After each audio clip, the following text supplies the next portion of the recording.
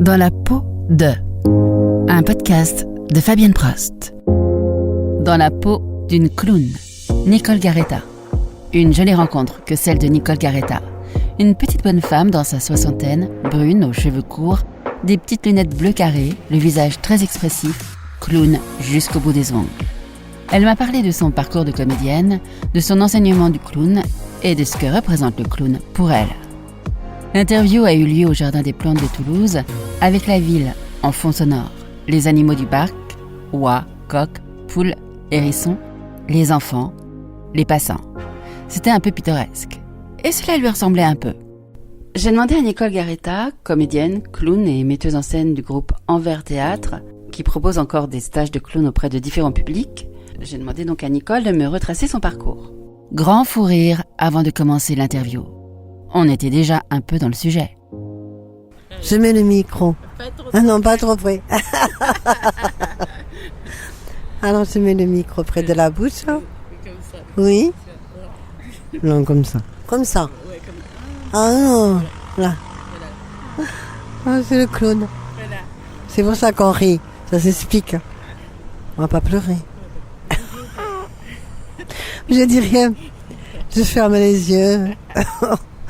Bonjour Nicole Garetta.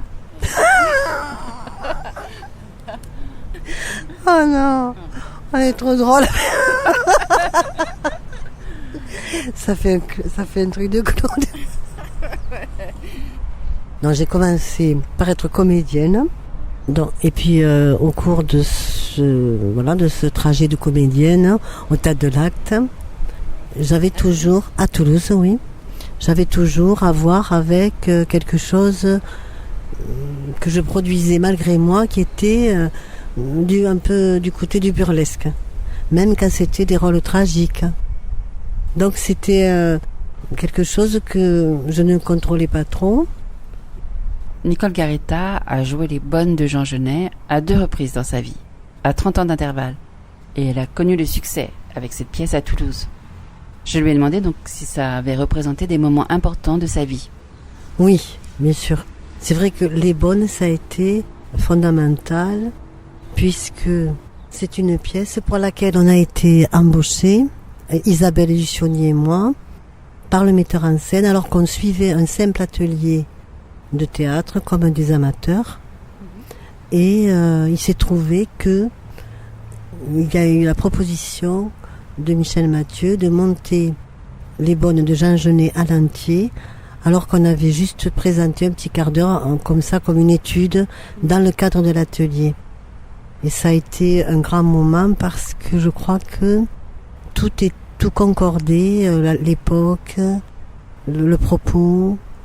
Il y a eu quelque chose comme quand finalement tous les paramètres sont là, tout s'aligne pour que ça marche. Et alors ensuite, c'est comme ça que vous êtes devenue professionnelle? Oui, parce que la proposition, ça a été donc, allez, on se lance, on monte les bonnes en entier et vous rentrez dans la compagnie toutes les deux. À l'époque, c'était très facile. D'accord. De payer des personnes, des professionnels, de les payer et de les rendre intermittentes du spectacle, parce que le budget culture était énorme. Quelles ont été les étapes importantes de votre parcours? Les étapes, ça a été déjà de passer quasiment 10 ans au Théâtre de l'Acte, à enchaîner des créations et à être intermittente, à ne faire. Finalement, ça a été un choix un peu difficile. Pourquoi? Puisque moi, je faisais mes études de psycho, j'avais obtenu un diplôme final. D'accord. Donc, j'étais destinée à être psychologue. Et comme j'ai rencontré le théâtre donc de cette façon-là, là, avec l'atelier, la proposition de la compagnie de m'intégrer, il a fallu choisir entre, voilà, c'est un choix qui a été quand même difficile parce que j'avais fait mes études et puis je n'avais pas vraiment de désir, en fait. J'ai jamais rêvé de faire ça, moi. J'étais très timide, très inhibée. Je n'avais pas la moindre envie de me retrouver sur scène. Mais c'est l'expérience qui m'a bouleversée, malgré moi. Je me suis aperçue que je me réalisais vraiment que c'était extraordinaire le fait d'être sur scène, que je perdais toute timidité. Et vous l'avez joué beaucoup? Oui, on l'a joué beaucoup, 200 fois. à peu près. Oui, sur plusieurs années, il y a eu des reprises sur Toulouse dans différents endroits. C'était quelque chose qui faisait, qui était cohérent.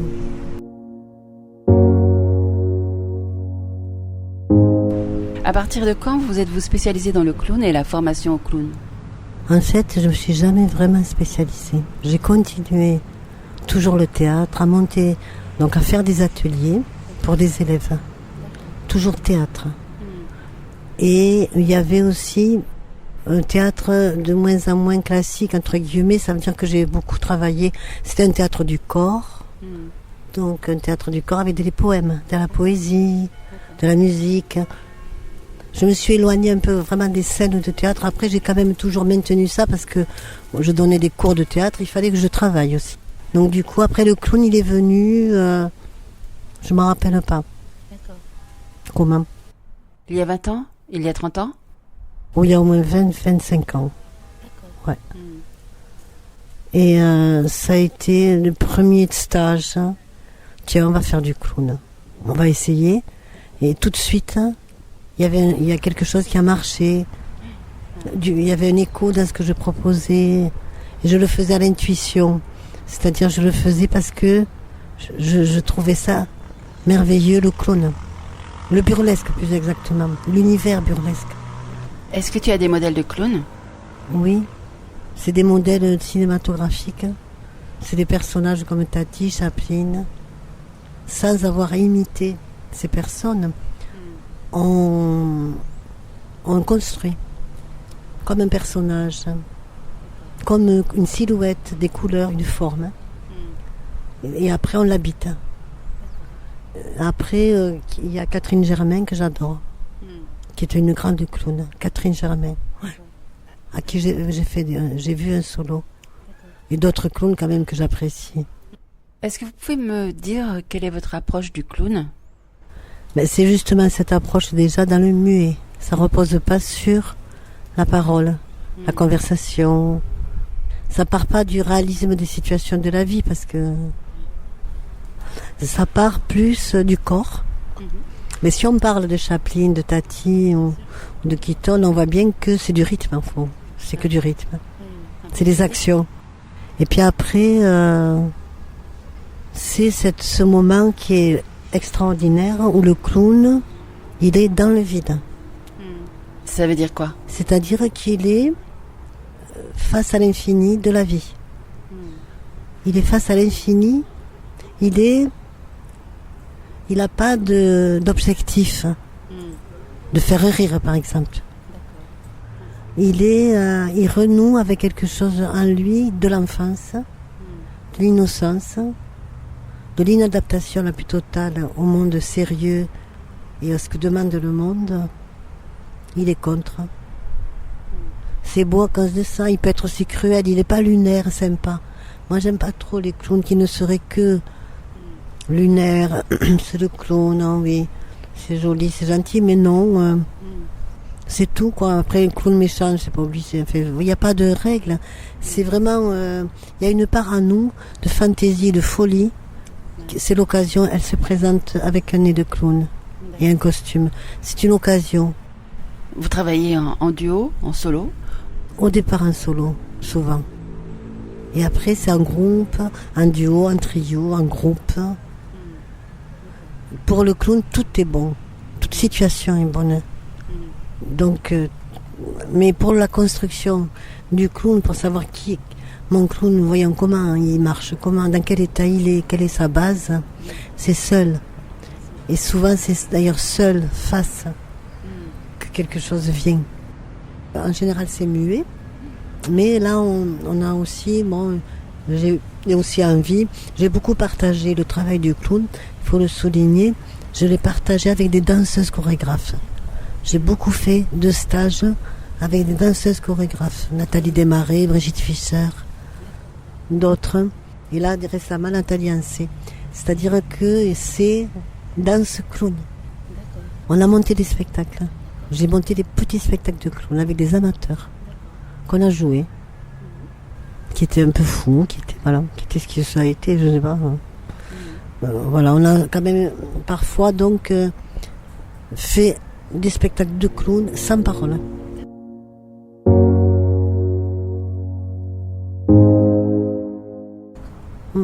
Et qu'est-ce que vous aimez transmettre à vos élèves étudiants? Par le clown, j'essaye de faire sortir une émotion, des émotions profondes. J'essaye que ça produise de la joie, tout ça, en fait.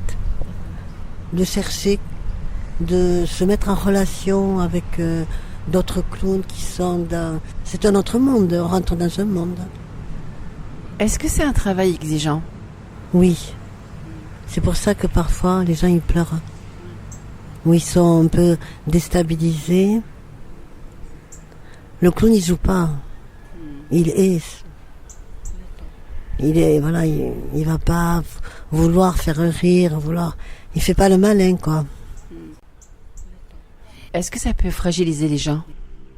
C'est intéressant qu'ils soient fragilisés, hein. De se fragiliser, c'est quand même ce qu'il y a de mieux, hein. Je trouve que, mais à condition que ce soit pas douloureux. Puis il y a un cadre, moi je suis là, hein. D'accord. Ben, par exemple, quand je travaille avec les personnes en psychiatrie, je ne fais jamais de clown. Je n'ai jamais fait de clown en psychiatrie. Et quel type de travail fais-tu en psychiatrie? En psychiatrie, on fait la danse. Ah oui, d'accord. Mais quand on dit la danse, à la fois ça veut rien dire parce que Oui. on ne sait pas qu'on danse, hein, oui. Oui, c'est plutôt de l'expression par le mouvement. Oui, on exprime quelque chose en dehors des mots et on sort de l'étroitesse Du langage? du langage et de l'institution et de l'étiquette de malade. Je m'efforce d'être au présent, là, voir qu'est-ce qui se passe. Ce sont des personnes qui ne sont pas obligatoirement destinées à rester longtemps à l'hôpital.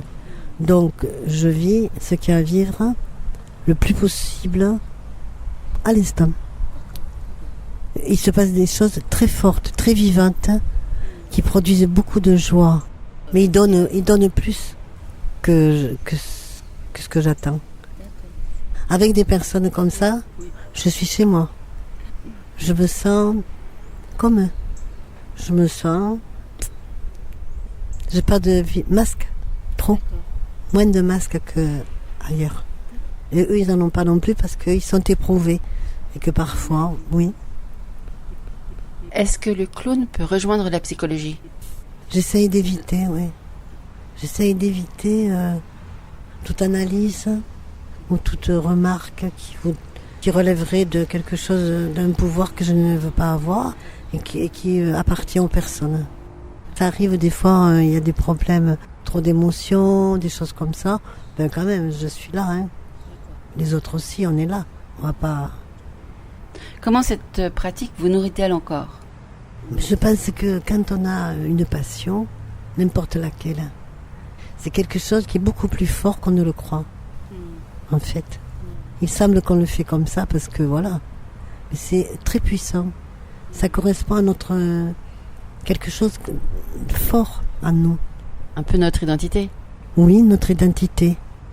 Et donc, ce qui produit de la joie, il faut aller. Parce qu'aujourd'hui, je pense qu'on est dans un contre-courant pour que les rabat-joie rabassent la joie de tout le monde. Donc, voilà. Donc, il faut aller chercher la joie. Oui. À travers nos pratiques. Nos pratiques.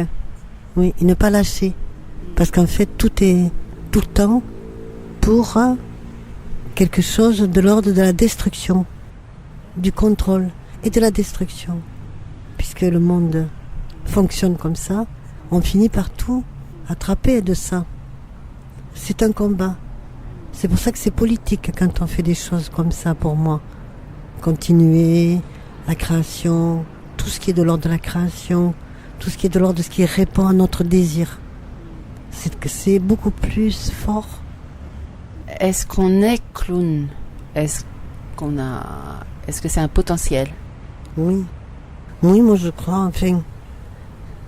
C'est aussi par rapport à la blessure. Moi je sais que dans mon enfance, je réparais la blessure de la famille par beaucoup de camaraderie et de rigolade avec les copines. Oui. J'avais quelque chose avec ça, avec rire, comme soutien, comme grand bonheur. Hein. Il n'y en avait pas trop, donc il fallait qu'il soit là. Je pense que... Et d'ailleurs, j'ai gardé avec ma grande sœur ça. On a des fous rires alors qu'on est... Enfin, je pense, comme dit Beckett, le malheur, hein, c'est très comique. Hein. Nous, on pense que c'est toujours... On nage dans la tragédie. On aime ça quand même. On a une appétence pour la souffrance quelque part. Et en fait, c'est très comique. Ce qui fait que ça m'a toujours intéressé, moi, ce fil du rasoir, entre le tragique, qui est quand même assez comique, et l'inverse. Parce que le comique est tragique. Parce qu'un clown, c'est quelqu'un qui est tragique, profondément tragique. Il a compris que la vie sur Terre est impossible. C'est impossible. Donc, il doit s'adapter. Il doit faire quelque chose, quand même, vivre. Merci Nicole. M'avait plaisir. Merci à vous, à toi, je ne sais pas.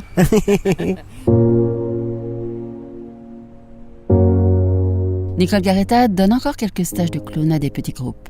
Parfois ils sont ouverts, parfois ils ne le sont pas.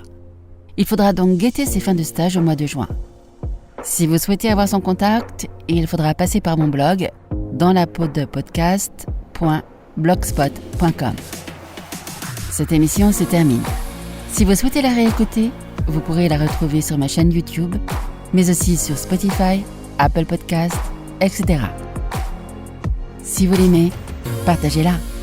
Et abonnez-vous à ma chaîne où vous retrouverez d'autres podcasts sur différents thèmes et des interviews d'associations ou d'artistes. À bientôt!